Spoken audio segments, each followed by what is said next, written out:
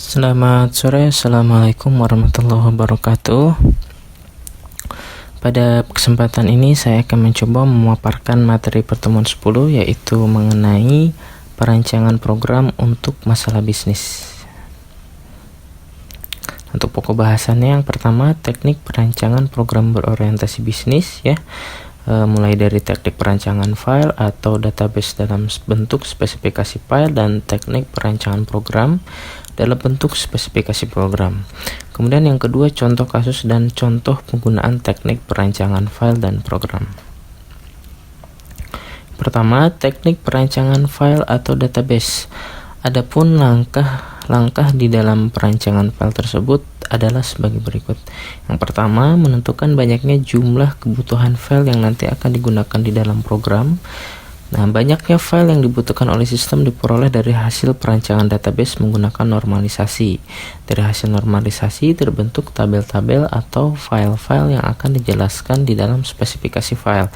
Nah, jadi sebelum teman-teman membuat suatu program, itu database-nya itu dirancang terlebih dahulu. Nanti database-nya itu terdiri dari beberapa tabel, dan tabel tersebut tabel apa saja dan elemen-elemen dari tabel tersebut tuh dijelaskan atau dituliskan apa saja yang akan nanti dibuati di dalam database. Kemudian yang kedua, menentukan parameter dari file yang akan dibuat.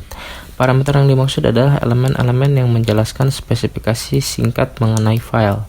Nah, nanti akan ada dicontohkan teman-teman. Kemudian di sini ada salah satu contoh untuk analisa program penggajian. Nah, program penggajian adalah sebuah aplikasi yang melakukan proses penghitungan gaji pegawai dengan dasar input absen dan proses yang dilakukan secara batch atau tunda. Jadi satu kali dalam sebulan. Nah, jadi untuk semua program itu tidak terlepas dari input proses output teman-teman. Nah, yang dimana untuk menganalisa program penggajian ini, inputnya itu adalah data absen harian, kemudian prosesnya penghitungan gaji, parameternya. Nah, setiap proses pasti terdapat suatu parameter.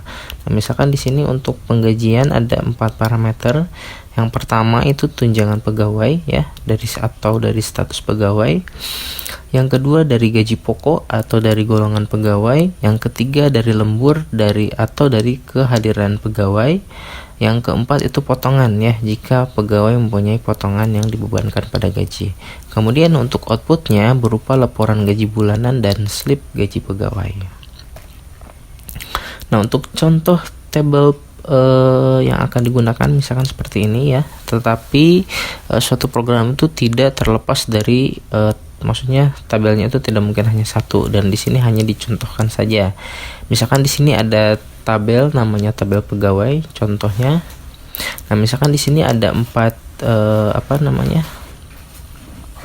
ada 4 atribut di sini ada nomor induk pegawai atau akronimnya NIP Kemudian di sini ada nama pegawai atau akronimnya NAPEG. Kemudian di sini ada alamat pegawai atau akronimnya ALMPEG gitu kan. Di sini tipe datanya semua teks dan panjangnya itu disesuaikan Kemudian di sini ada keterangan PK atau primary key. Jadi nanti setiap tabel itu harus tabel-tabel yang penting seperti pegawai itu harus mempunyai primary key. Kenapa? Agar memudahkan ketika kita mencari suatu data seperti itu. Kemudian di sini ada parameter file, di sini ada nama file, kemudian akronim file, kode file, tipe file, panjang record, organisasi file, akses file, media file, field key, dan software. Nah, di sini untuk nama file yaitu nama yang dibuat untuk menunjukkan nama file yang digunakan, dituliskan dalam source program. Contohnya misalkan file pegawai, file lembur dan lain-lain untuk memudahkan menginisialisasinya nantinya Kemudian di sini ada akronim file, di mana nama yang dibuat untuk menunjukkan file disimpan dalam tabel atau database, dituliskan dengan extensionnya. Nah, jadi setiap program itu pasti mempunyai extension Kalau misalkan teman-teman sudah belajar Python itu extensionnya tuh .py atau .py Kemudian teman-teman juga mungkin sekarang sudah belajar database formatnya itu MySQL seperti itu ya teman-teman ya. Nah, kemudian di sini ada kode file ya, nama yang dibuat pada saat file digambarkan dalam bentuk diagram atau normalisasi. Contohnya tabel pegawai, tabel lembur, dan tabel absen misalkan ya contohnya. Kemudian di sini ada tipe file ya, tipe dari tabel yang digunakan di dalam program. Nah, contohnya file master, file transaksi ya, file laporan, history, file backup, file kerja, dan lain-lain. Kemudian di sini ada panjang record ya, jumlah karakter yang digunakan dalam suatu record. Misalkan misalkan NIP ya, karakternya itu hanya 6 misalkan. Jadi user tidak bisa menginputkan NIP itu lebih dari 6 karakter seperti itu. Kemudian di sini ada organisasi file, organisasi yang digunakan pada saat menyimpan data ke dalam tabel. Misalkan indeks sekuensial ya, indeks sekuensial tuh berurutan lah gitu. Contoh ininya, penjelasan singkatnya itu secara berurutan. Kemudian di sini akses filenya ya, cara mengakses data yang disimpan pada tabel. Misalkan kita contohnya random ya, karena kebayang saja kalau misalkan kita mencari data berdasarkan sekuen gitu ya, sekuensial misalkan ya, secara berurutan. Nah, sedangkan kalau misalkan datanya itu ribuan ya, itu pasti akan memakan lebih banyak waktu. Nah, jika akses filenya itu biasanya random, itu biasanya dicari berdasarkan primary key seperti itu. Kemudian di sini ada media file ya, media yang digunakan untuk menyimpan tabel ya. Misalkan contohnya hard disk dan dan media-media yang lain untuk penyimpanan seperti itu. Kemudian di sini ada file kunci ya, kunci file yang dipakai dalam program saat program mengakses database. Contohnya NIP, nomor induk pegawai, atau contoh lain bisa menggunakan NIM ya kalau datanya mengenai mahasiswa seperti itu.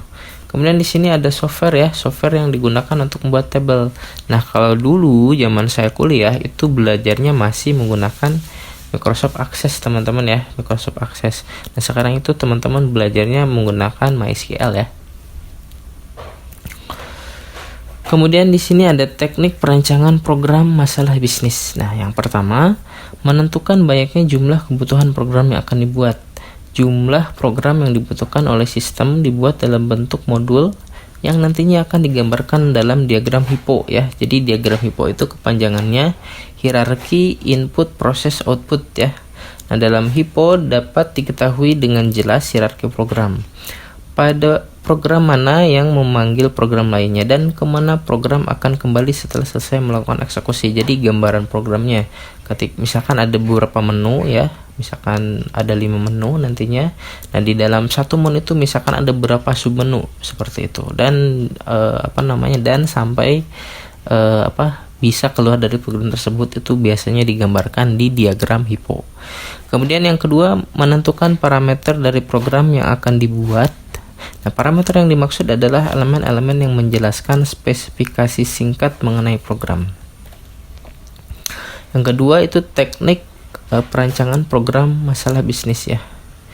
Masih yang sama dengan tadi, yang berikutnya itu parameter program meliputi hal-hal sebagai berikut. Yang pertama, nama program.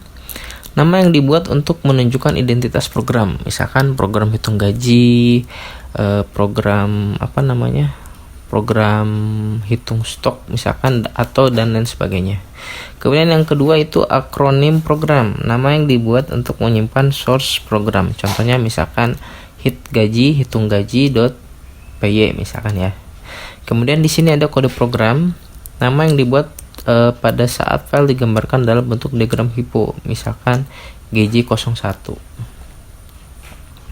Kemudian yang keempat itu fungsi program, menjelaskan fungsi atau kegunaan dari program yang dibuat. Contoh, untuk program gaji, maka fungsi program dituliskan program untuk perhitungan gaji karyawan. Kemudian yang kelima itu bahasa pemrograman, menentukan bahasa pemrograman yang digunakan pada saat pembuatan source program. Biasanya berhubungan dengan poin B untuk menyatakan extension file. Contohnya Visual Basic 6.0 ya. Kalau misalkan teman-teman itu berarti kalau misalkan ingin menggunakan Python, yang ditulis itu bukan Microsoft Visual Studio Code ya. Karena Microsoft Visual Studio Code itu merupakan tools ya, bukan suatu bahasa pemrograman. Berarti di sini kalau misalkan teman-teman menggunakan Python, ditulis Python, tulis versinya, misalkan Python 3.8.10 misalkan ya, seperti itu.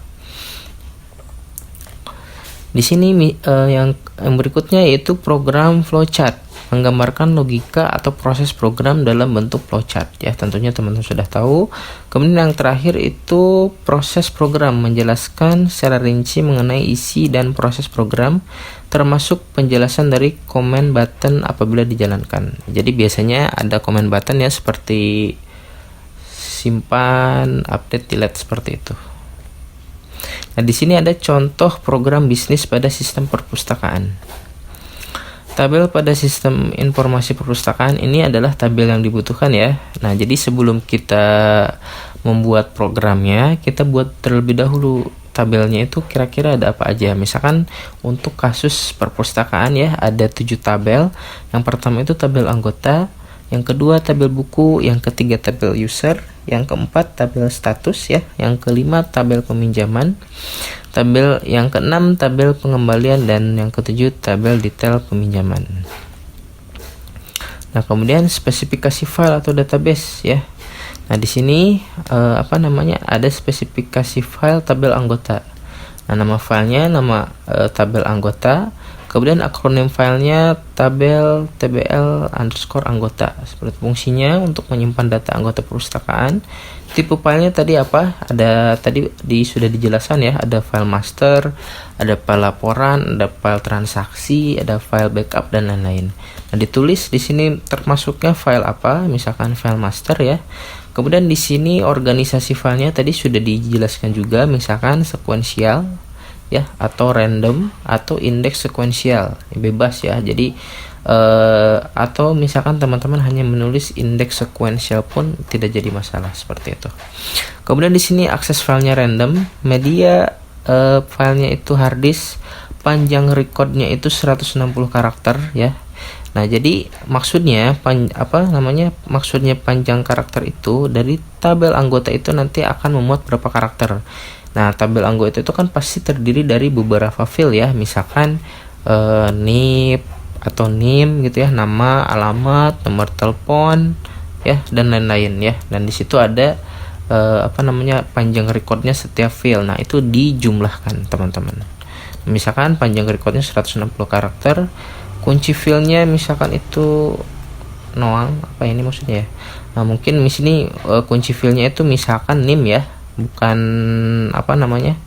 mungkin ini ada kesalahan ya di modul. Misalkan di kunci filenya itu NIM, seperti itu. Softwarenya MySQL. Oh, di sini untuk nama anggota akronimnya noang teman-teman ya. Jadi tadi di kunci file itu disebutkan noang, seperti itu ya.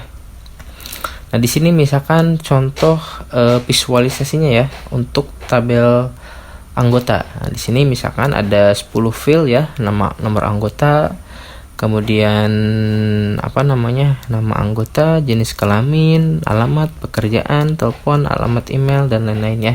Nah, di sini ada tipe datanya ya, dan ada panjang recordnya. Ya, tadi yang 160 karakter tadi, 160 record tadi, ini penjumlahan dari semua panjang record yang terdapat dalam tabel anggota.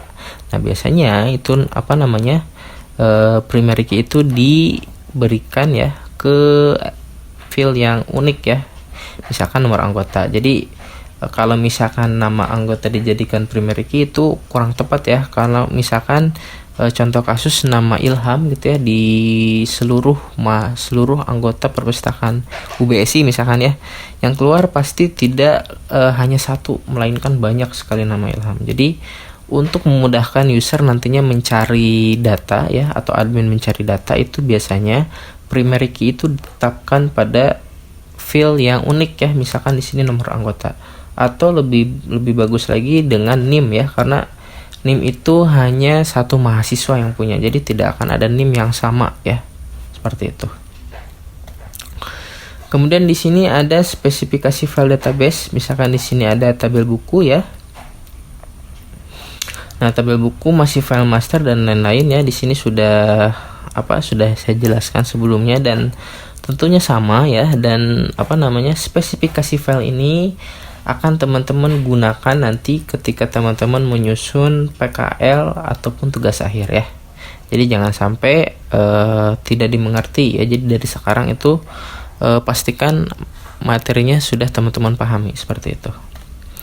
Kemudian di sini sama saja ya. Kita lanjut. Di sini misalkan pengkodean. Kode yang dibuat dalam pengkodean adalah field-field yang dijadikan sebagai kunci primer atau primary key. Misalkan di tadi ini ya, nomor anggota, misalkan status ya, misalkan dari kode status misalkan mahasiswa atau dosen misalkan ya.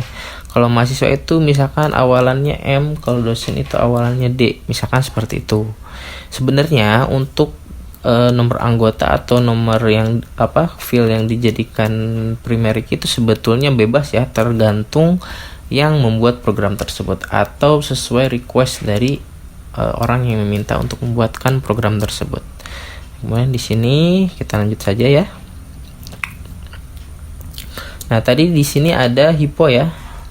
Nah, ditandai dengan misalkan nomor ya, 0,0 itu menu utama. Kemudian di sini ada 5 menu ya. Misalkan di sini ada menu data file, ada menu transaksi, ada menu laporan, ada menu pencetakan dan keluar. Nah, di mana menu data file itu terdapat 3 submenu teman-teman ya. 1.1, 1.2 dan 1.3. Misalkan di sini 1.1 itu data anggota, kemudian data buku dan data user. Kemudian di sini ada transaksi ya, submenunya ada 2, peminjaman dan pengembalian. Untuk laporan itu ada 4 submenu. Yang pertama itu data anggota ya. Laporan data anggota, laporan data buku, laporan peminjaman dan pengembalian. Kemudian di sini ada pencetakan ya. Di sini cetak kartu anggota dan laporan. Kemudian keluar dari aplikasi seperti itu. Oke, ini sudah kita jelaskan ya. Oke, kita lanjutkan di spesifikasi program. Misalkan di sini nama programnya peminjaman, akronimnya peminjaman.pbp, kemudian fungsinya untuk melakukan peminjaman buku, bahasa pemrogramannya misalkan PHP. Bentuk tampilannya itu lampiran C6 ya. Untuk kode lampiran itu mungkin akan teman-teman pelajari di semester berikutnya. Yang saya tahu C6 itu digunakan untuk di pendidikan ya. Jadi lampiran C6 seperti itu. Nah, misalkan untuk proses programnya ada 5 proses. Yang pertama, klik tambah untuk meminjam buku dan nomor peminjaman muncul secara otomatis. Isikan data anggota, data buku yang dipinjam. Jika peminjaman melebihi batas jumlah peminjaman, maka akan muncul pesan peminjaman lebih dari 2 buku seperti itu. Jadi sudah ada pesan peringatannya. Kemudian di sini klik simpan untuk menyimpan data peminjaman, klik batal untuk pembatalan, klik cetak untuk mencetak bukti transaksi, dan klik tutup untuk keluar dari transaksi peminjaman. Yang tadi sudah saya jelaskan comment button ya. Nah, comment buttonnya misalkan di sini ada 4 ya, simpan, batal, cetak, dan tutup seperti itu. Nah, kemudian pembahasan berikutnya itu program flowchart. Flowchart yang dibuat diantaranya flowchart login ya, flowchart menu utama, flowchart anggota, flowchart buku, user, peminjaman, dan lain-lain ya. Nah, di sini hanya akan dicontohkan yang menu utama saja. Nah, di sini ya untuk flowchartnya misalkan start tadi terdapat 5 menu ya. Kita misalkan apakah kita akan melihat data file ya. Jika ya, maka submenunya akan muncul ya, dan lain-lain. Jika transaksi maka submenunya juga muncul. Jika kita mengakses menu laporan ya, nanti akan muncul ya, dan lain-lain. Oke, saya coba jelaskan di sini. Nah, di sini jika jika user ya, jika user memilih data file, maka akan diarahkan ke data anggota. Nah, jika user memilih ya, maka akan muncul submenu anggota, dan seterusnya. Pokoknya seperti itu ya. Pastinya sudah teman-teman pahami. Oke, mungkin itu saja yang bisa saya sampaikan ya untuk soal-soal latihan. Seperti biasa nanti akan saya share di pertemuan 15 atau 14 mungkin ya, sebelum UAS 15 kalau tidak salah. Oke, untuk pertemuan sekarang kebetulan tidak ada tugas ya. Oke, mungkin itu saja yang bisa saya sampaikan. Terima kasih atas perhatiannya. Billahi taufiq wal hidayah. Wassalamualaikum warahmatullahi wabarakatuh.